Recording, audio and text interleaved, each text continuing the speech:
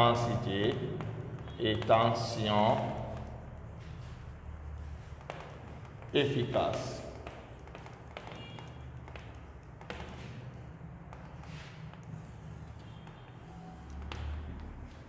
Considérons un dipôle. Voici mon dipôle.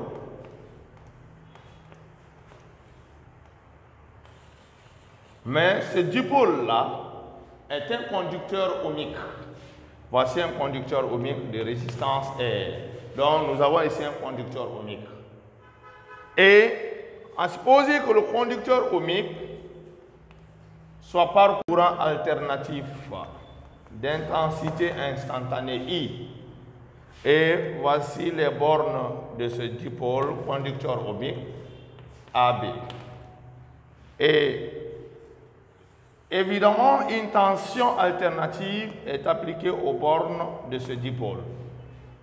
Et vous devez savoir que lorsqu'un conducteur ohmique est parcouru par un courant, il y a ce qu'on appelle dégagement de chaleur par effet Joule.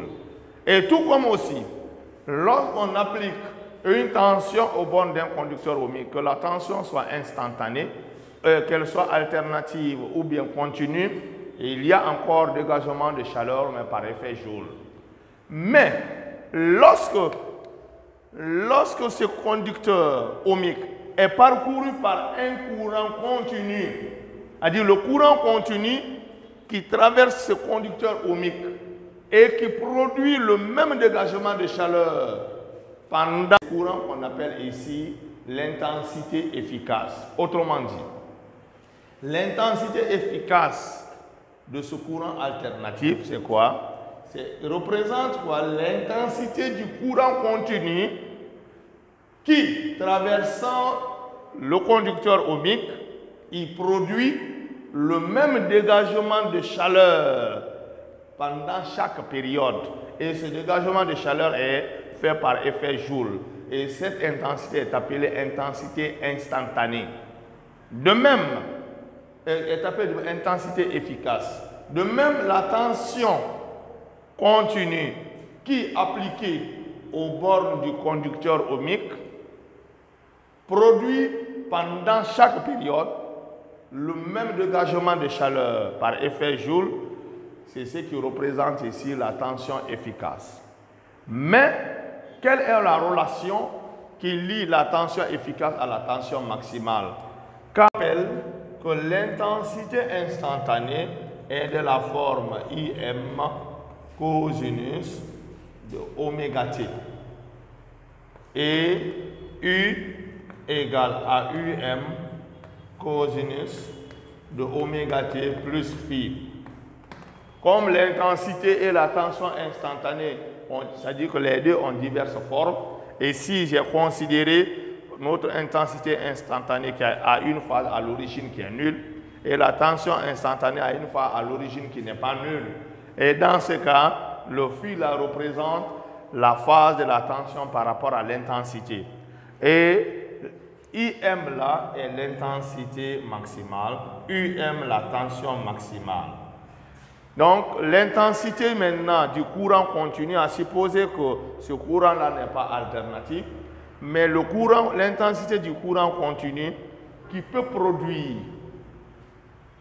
pendant chaque période le même dégagement de chaleur par effet Joule représente ici la valeur efficace de ce courant. Et tout comme la tension continue qui appliquée au bord de ce conducteur ohmique pendant chaque période est appelée ici la tension efficace. Et quand je prends ce morceau de craie, je considère qu'il représente un conducteur ohmique. Lorsqu'il y a un courant continu qui passe dans ce conducteur ohmique, il y a forcément dégagement de chaleur. Si aussi le courant est alternatif, il y aura aussi dégagement de chaleur. Mais quelle est l'intensité efficace du courant alternatif qui passe dans ce conducteur ohmique? Parce que lorsque le courant alternatif y passe, il y a dégagement de chaleur. Maintenant, la valeur de l'intensité efficace, la valeur de l'intensité en courant continu qui produit le même dégagement de chaleur c'est-à-dire qui produit le même dégagement de chaleur pendant chaque période, représente ici la valeur efficace de l'intensité du courant alternatif. Autrement dit, I maximal ou bien I efficace est égal à I maximal sur racine de 2. Les deux valeurs efficaces et maximales sont liées par ça. Et on peut aussi écrire I maximal égale à l'intensité efficace fois la racine de 2. Et lorsque je prends aussi la tension efficace, U, voici où nous avons écrit I en majuscule qui représente l'intensité efficace et U en majuscule représente la tension efficace. C'est la tension maximale divisée par la racine de 2. Et soit on peut écrire U maximal égale à la racine de 2 fois U efficace. Et nous avons la relation qui lie l'intensité efficace, tout comme celle qui lie la tension efficace à la tension maximale. Et à ce niveau, vous devez savoir, par exemple, dans nos secteurs, si la tension, c'est-à-dire l'appareil utilisé nous présente une tension de 220 volts, pour retrouver la valeur maximale, il suffit de multiplier 220 volts par la racine de 2. Et vous devez retenir que les appareils de mesure que nous avons, à savoir l'ampèremètre, le voltmètre, ne nous indiquent pas la valeur maximale de l'intensité ou bien de la tension. L'ampèremètre ne nous indique que la valeur efficace de l'intensité du courant. Tout comme l'ampèremètre, ou comme le voltmètre, il nous indique que la valeur efficace de la tension. Donc, si dans un problème, on vous dit que l'ampèremètre affiche, par exemple, une intensité de 2 ampères, cela veut dire que 2 ampères représentent l'intensité efficace. Et si un voltmètre est branché aux bornes d'un dipôle, la valeur que le voltmètre affiche représente la valeur de la tension efficace. Donc, en régime alternatif, l'ampèremètre, le voltmètre, n'indique que les valeurs efficaces de l'intensité et de la tension. Donc, voilà les relations qui lient les valeurs efficaces aux valeurs maximales. Et lorsque nous sommes en régime alternatif, nous avons un dipôle, il va de soi que nous sachions comment déterminer une grandeur qu'on appelle ici l'impédance du dipôle. Impédance.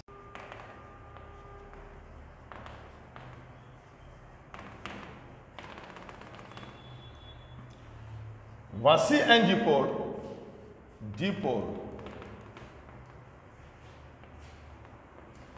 Un dipôle quelconque. Voici les bornes A et B de ce dipôle.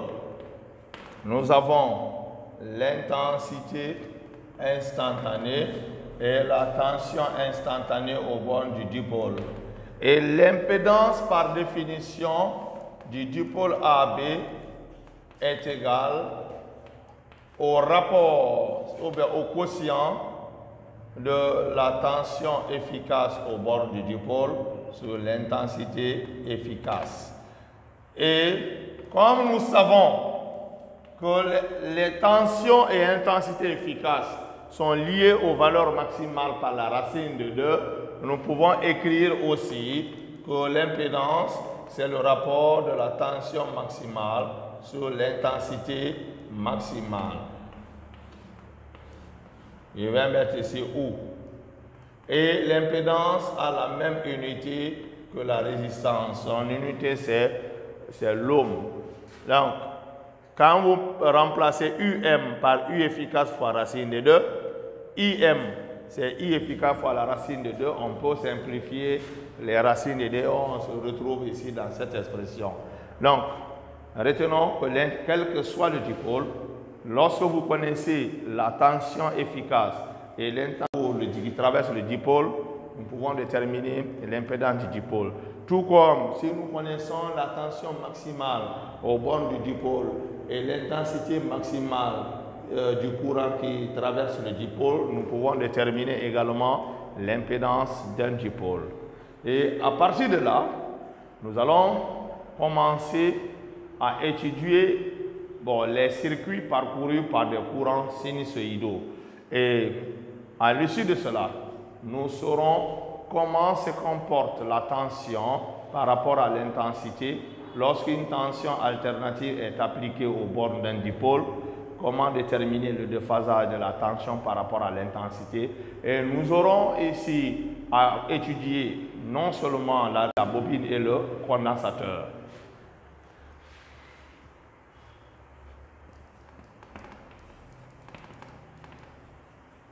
Circuit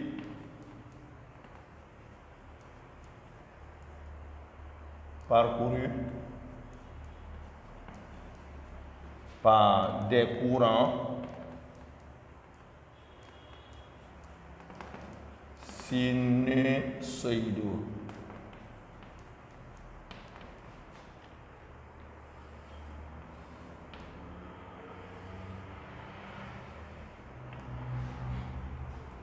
En petit a, nous allons l'étude du circuit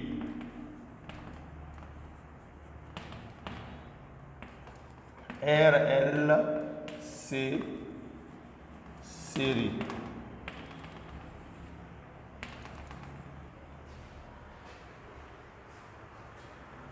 Qu'est-ce qu'un circuit RLC série?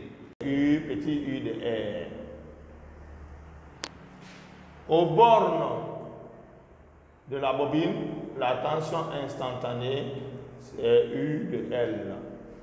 Aux bornes du condensateur, la tension instantanée, c'est U de C. Et voici la tension délivrée par le générateur, instantanée délivrée par le générateur, c'est ce qui est U. Et U de R, U de L, U de C ne sont que les tensions instantanées aux bornes du conducteur ohmique, aux bornes de la bobine et aux bornes du condensateur. Et là, la loi d'additivité des tensions instantanées nous permet de dire quoi? Que la U, qui est la tension instantanée délivrée par le générateur, est égale à la somme de ces tensions instantanées aux bornes du conducteur ohmique, de la bobine et du condensateur. Et nous allons, petit b,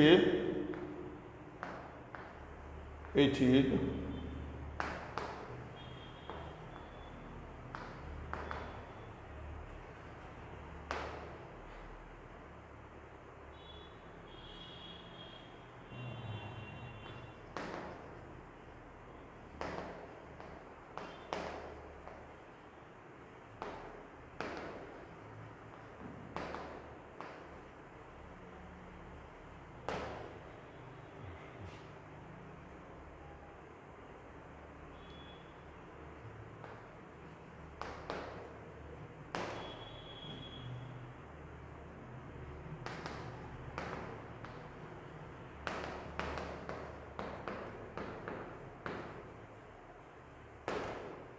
étude de la tension instantanée au bord d'un circuit RLC série. Nous allons étudier cas par cas. Lorsque nous prenons le conducteur ohmique, d'abord, avant d'abord de commencer, nous allons considérer un courant instantané, soit I, le courant instantané I égale à IM cosinus de oméga t. Donc ici, nous avons considéré que la phase à l'origine de l'intensité instantanée est nulle. Et U sera égal. Donc nous avons utilisé ici la fonction cosinus. Et pour la tension instantanée, nous devons également utiliser cette même fonction cosinus. Donc elle est égale à la valeur maximale fois le cosinus de oméga t plus phi. Mais la phase à l'origine de l'intensité étant nulle, on peut dire quoi? que fois de la tension par rapport à l'intensité. Et avec ça, nous allons déterminer le signe de phi aux bornes de chaque dipôle. Et pour cela, nous allons commencer par le conducteur ohmique.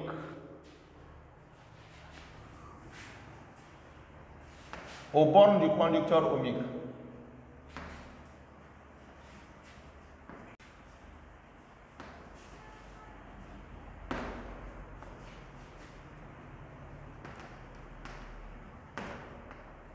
Quand je prends la tension instantanée aux bornes du conducteur ohmique, je vais d'abord faire le schéma. Voici le conducteur ohmique de résistance R. Voici ses bornes A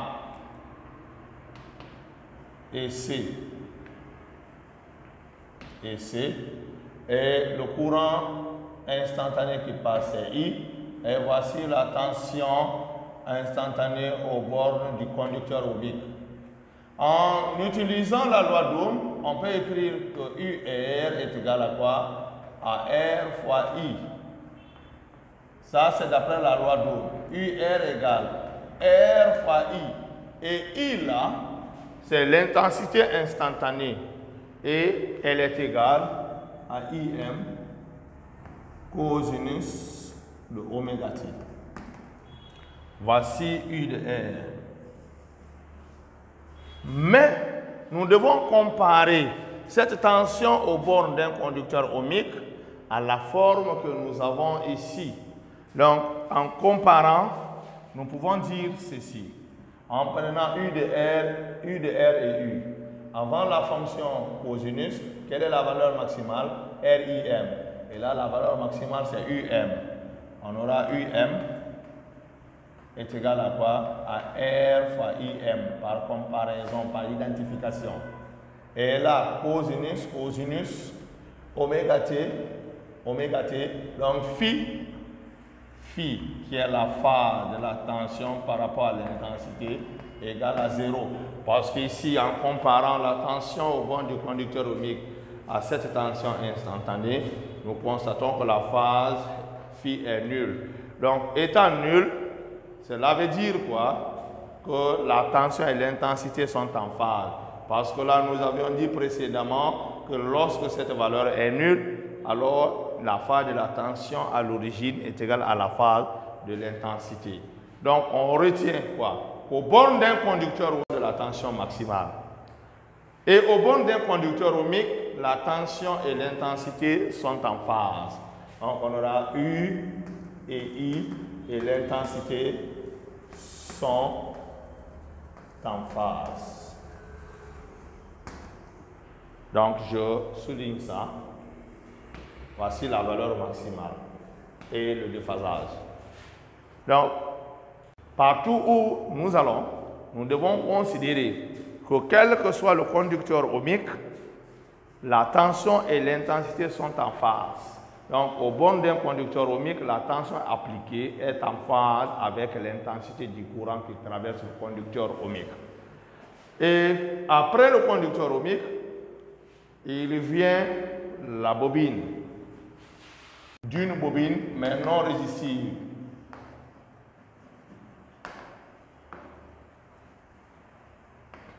Non résistive, c'est-à-dire que la résistance est nulle.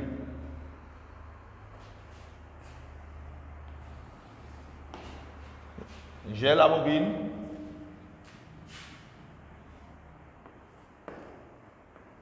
La bobine d'inductance L. Voici ses bords C, D. Et le courant qui passe dans la bobine. Voici la tension au bornes de la bobine. UB, UL. La tension au bornes de la bobine. Nous allons appliquer la loi d'Ohm généralisée. Et là, nous savons qu'au borne d'une bobine, la tension L est égale à quoi? À RI moins E. Nous l'avions déjà vu en auto-induction. Mais R représente la résistance de la bobine. Mais comme la bobine est non résistive, alors R égale à 0.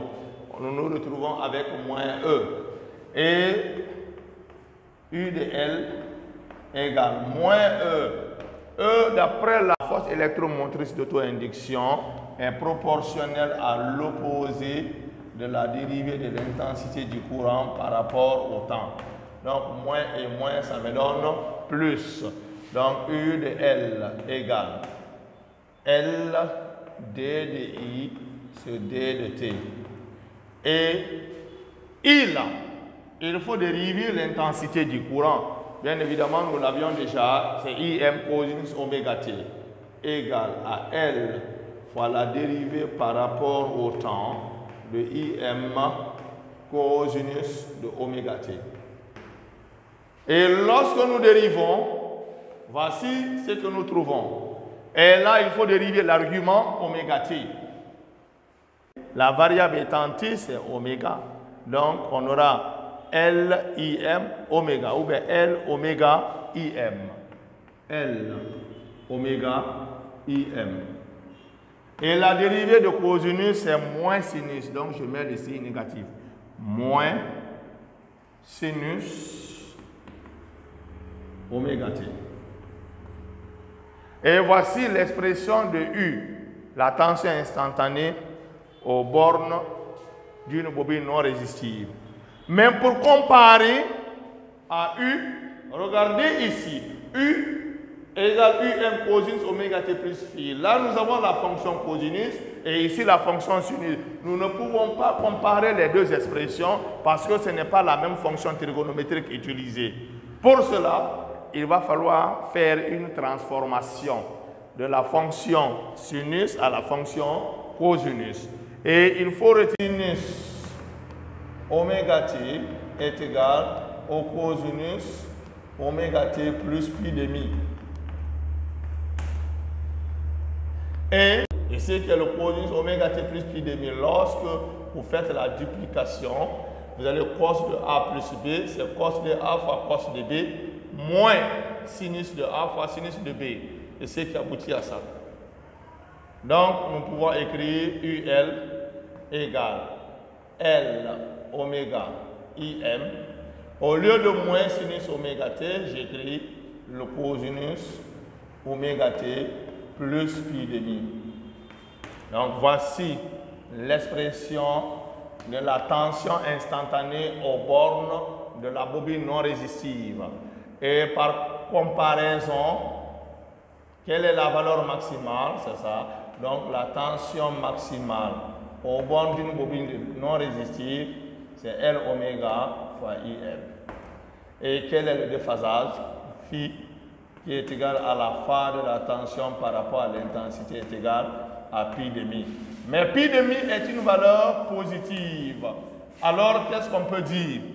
Donc, nous avions déjà dit que dans ces cas, la phase de la tension à l'origine est supérieure. La tension est en avance de phase sur l'intensité de pi demi.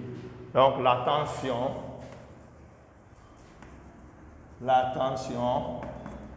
est en avance de phase. Est en avance de phase pi demi sur l'intensité.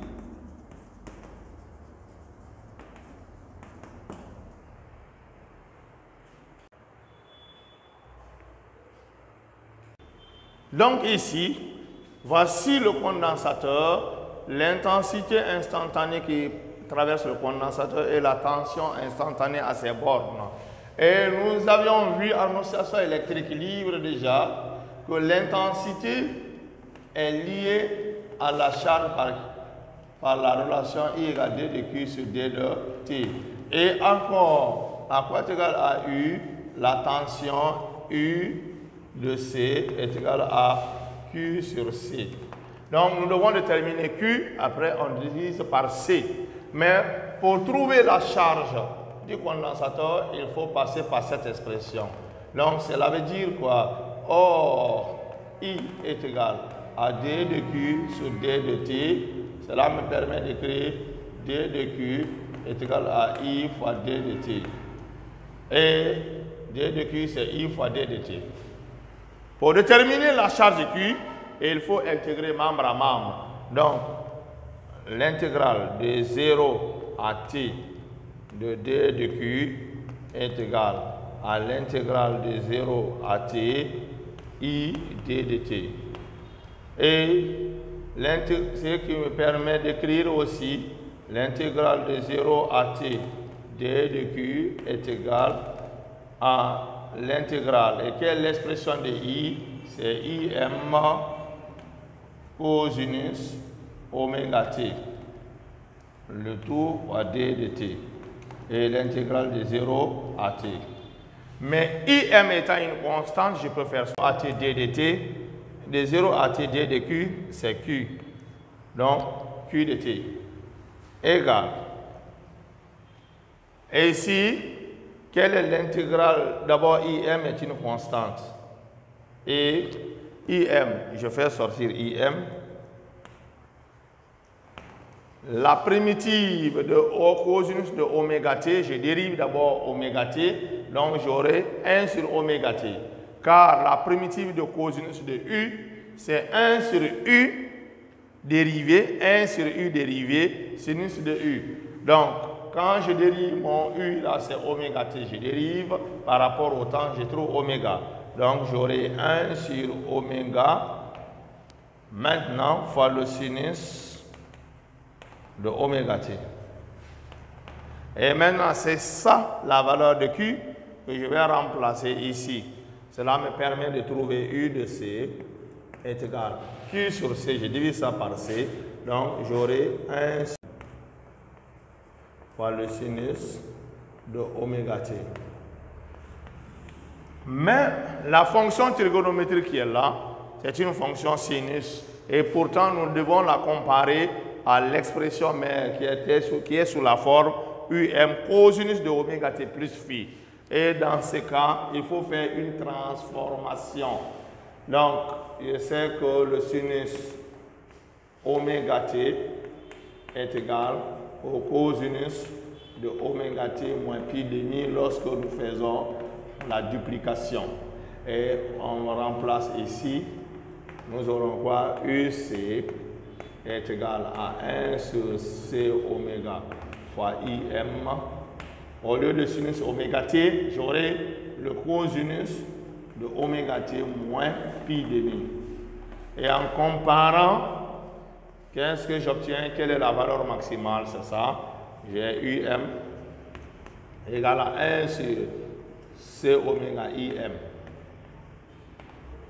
Et quel est le déphasage phi?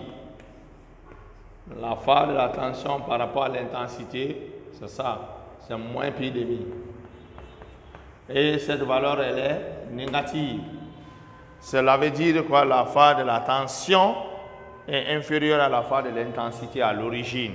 Donc, la tension est en retard de phase sur l'intensité. Donc, la de phase de pi demi sur l'intensité. Donc, l'axe formé entre l'angle formé entre les deux axes, l'axe de U et de I, c'est pi demi. Mais l'axe de la tension se trouve en dessous. C'est pourquoi nous avons ici le signe négatif. Et comme nous pouvons le constater, pour un récapitulatif,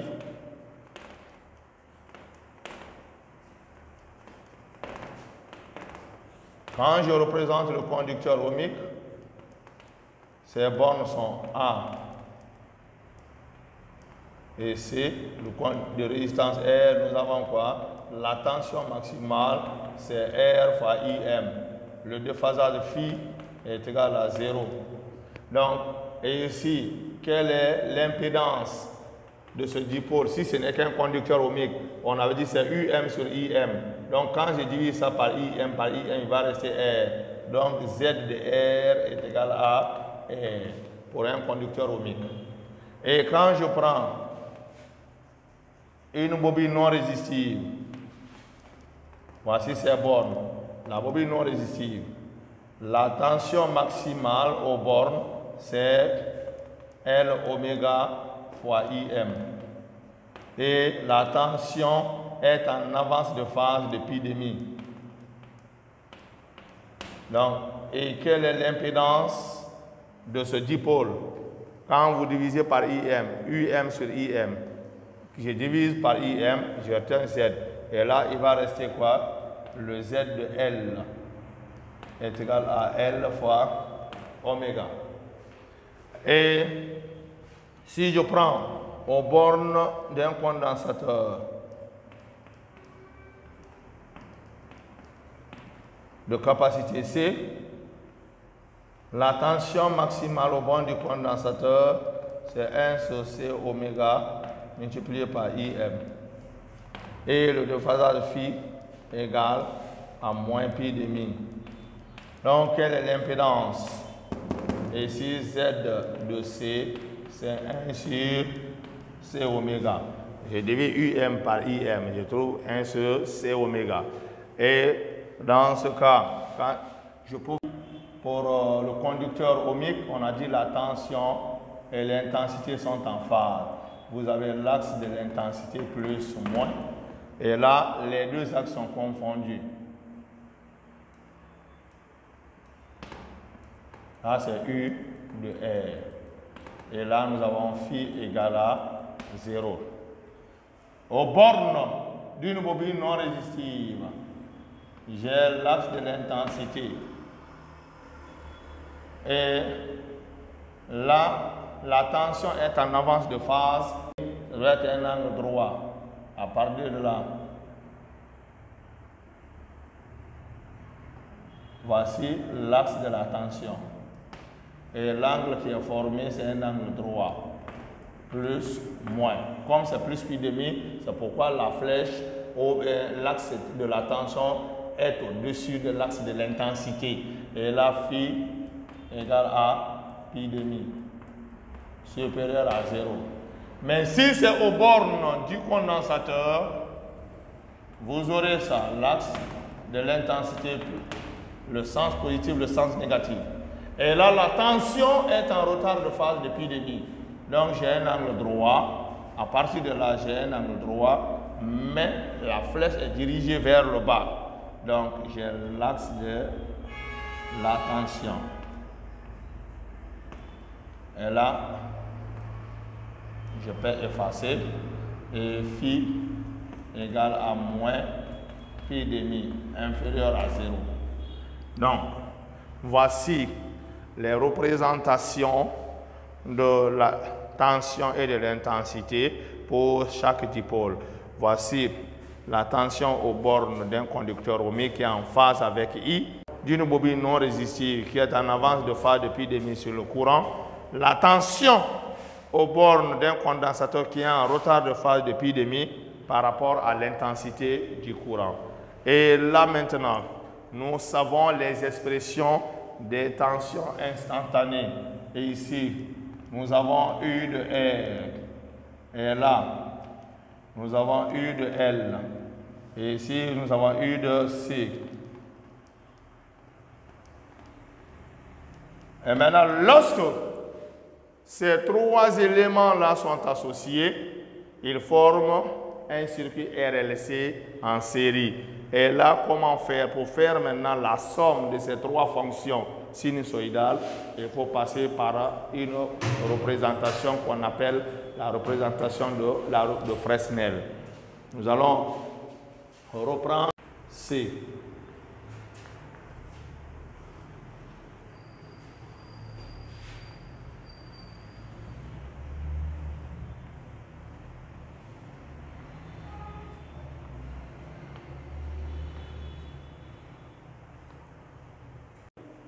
Le dipôle RLC série. Donc, les bornes du conducteur ohmique sont A, C, C, D et DB.